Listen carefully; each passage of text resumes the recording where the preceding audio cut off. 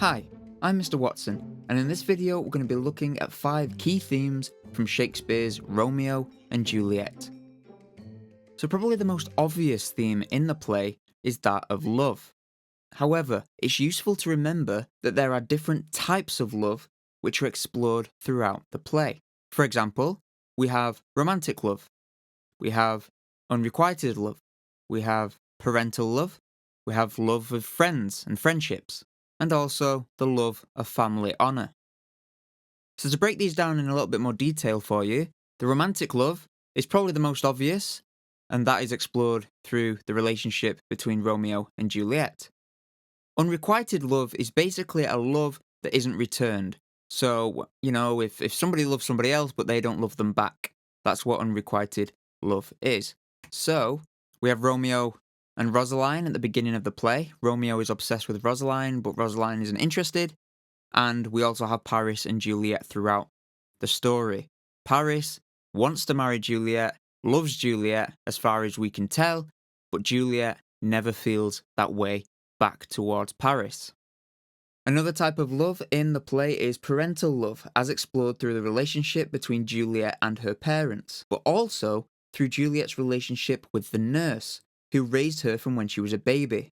Additionally, there are aspects of Friar Lawrence's relationship with Romeo that has him act as a parental figure, in terms of giving him guidance and advice.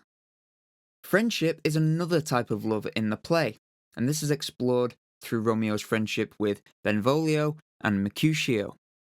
And of course, the love of family and honour. This is explored in a couple of different ways. The sense of duty that each member of the two families have for their respective family is probably the most obvious. This is shown well in the opening scene of the play, whereby servants from both families enter a war of words, insulting the family name of the other, before this escalates into violence. This aspect of love is also explored when Romeo refuses to fight Tybalt after marrying Juliet. Romeo and Tybalt are, at this point, family, and out of respect and honour towards Juliet, Romeo refuses to harm Tybalt in that moment and calls for peace instead. Now, in contrast to the theme of love, there is also a clear exploration of hatred running through the story. The hatred that underpins the entire play is that between the Montagues and the Capulets. Wherever there is love, there is also hatred battling against it. This theme is explored through specific characters. Tybalt hates peace and opts for violence to solve conflict. Romeo hates Tybalt after he kills Mercutio and seeks revenge.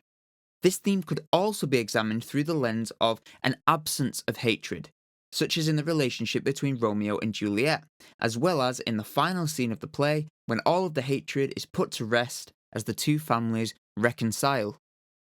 The theme of violence exists from the first scene all the way through until the final scene, when the violence of all that has come before leads to the two families ending the feud. It's interesting that all the violence in the play stems from passion, whether that's passionate love or passionate hatred. For example, Tybalt is passionate about protecting his family's honour, and is, therefore, equally passionate about violence. Romeo is passionately in love with Juliet, which is why he refuses to fight Tybalt, but this then leads to both Mercutio and Tybalt getting killed. Likewise, Paris's love for Juliet, although unrequited, is what leads to his downfall when he challenges Romeo to a duel outside the Capulet tomb. It's important to be aware that the themes of love and violence are entwined throughout the entire play. One never appears without the other being close by. The influence of fate is also evident throughout the play. In the prologue, we are told about two star-crossed lovers. In Shakespeare's time, and also in our own modern world to a somewhat lesser degree, people believed that the future was determined by the position and movement of the stars. This is where modern-day horoscopes originated from. The idea that a person's life was predetermined, meaning that every action and decision was already written in the stars, was an accepted part of society and life when Shakespeare was writing. This context adds an interesting interpretation to parts of the play. For example, star-crossed could refer to the inevitability of Romeo and Juliet's separate paths crossing one another's, as if fate and destiny had already mapped out their relationship for them. Furthermore, when Romeo learns of Juliet's apparent death from Balthazar, Romeo screams, "I defy you stars." This is particularly interesting because Romeo is blaming fate and destiny for everything bad that had happened, rather than take any of the responsibility himself. With this line, Romeo rejects fate's predetermined plan for him and tries to take matters into his own hands by making the decision to end his own life. And the final theme I'd like to talk about in this video is that of youth. Early in the play, we learn that Juliet is not yet 14 years old, implying that she is 13 during the events that take place, although this is never actually explicitly said. This drives home just how young Juliet is and how short her life is cut. Capulet initially denies Paris's request for him to marry Juliet, saying that she is a stranger in the world, implying that she lacks experience and maturity due to her age. There is also a certain naivety to Romeo and Juliet's relationship in that they don't truly consider the consequences of their actions. They know that they are each from fiercely rival families who despise one another, and they choose to get married secretly without the knowledge of their parents.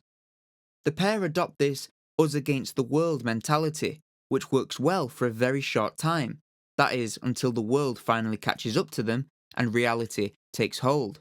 An additional interesting point with regards to youth is when Romeo is telling Friar Lawrence about Juliet, the day after he met her at the Capulet ball. The friar says, "Is Rosaline, whom thou didst love so dear, so soon forsaken?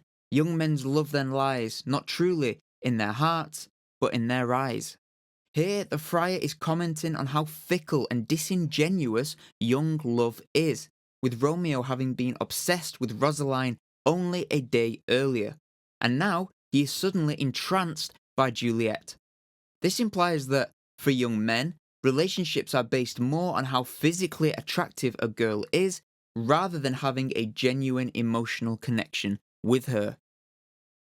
Okay, so there you have 5 key themes that are explored in Shakespeare's Romeo and Juliet.